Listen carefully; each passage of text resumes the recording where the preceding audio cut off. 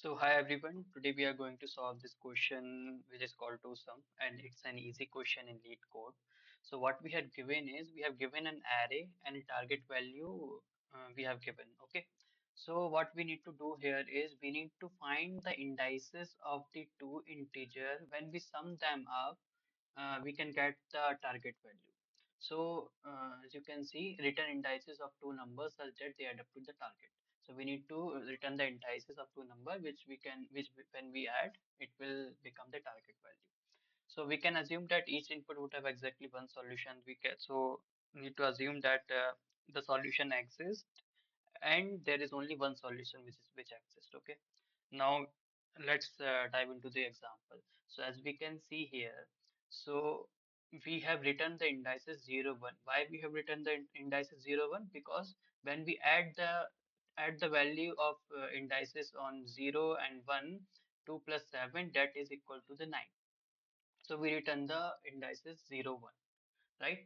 And here also, when we see the value of the indices in 1 and 2, that is 2 and 4, when we add them up, it becomes the target value as 6, and same for the example tag.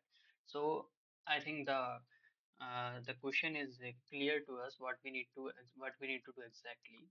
So that, like for instance, we have given this example 0, 1, 2, 3, and when we add 2 plus 7, that is equal to 9, right? So we need to then return 0 and 1.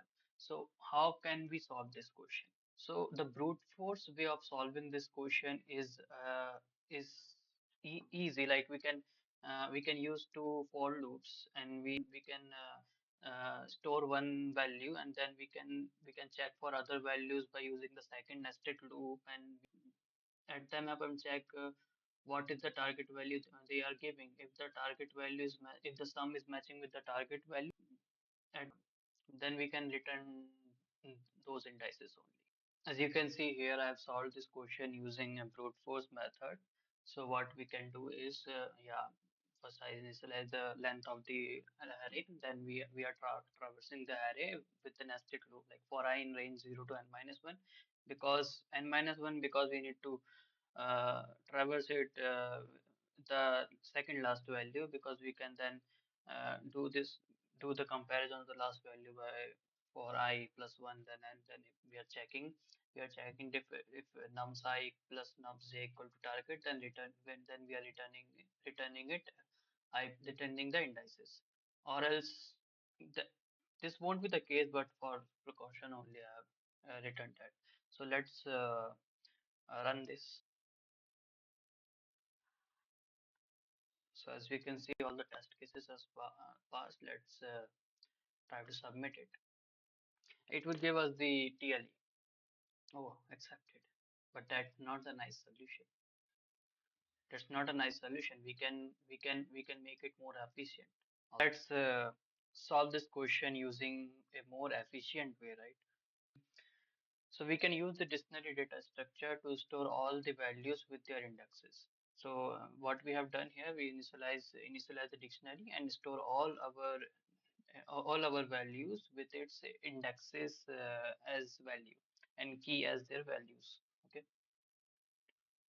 And now in the second loop, so this is the order of an operation. And in the second loop also we are doing the order of an operation. So we are first checking what value we need to check.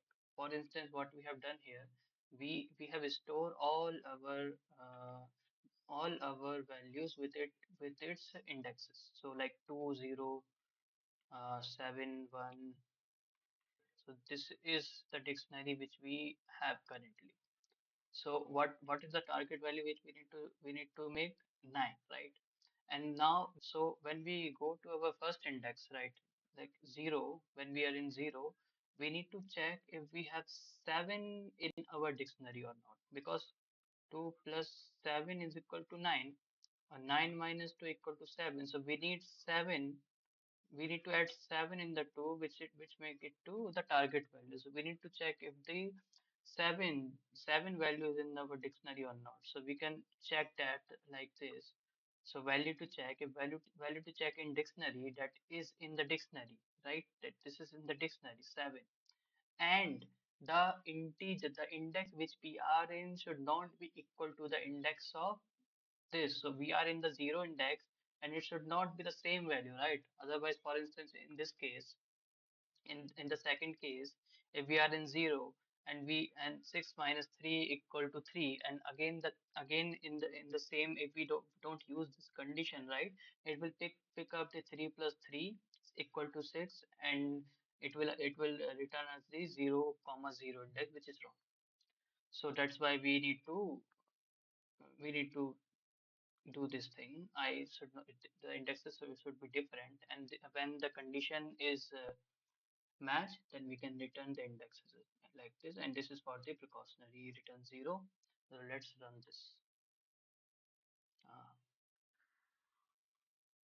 so all the test cases passing, and then submit. Yeah, accepted. Yeah, this is the efficient solution. It's order of n time complexity. So yeah, that's it. Thank you for watching, everyone.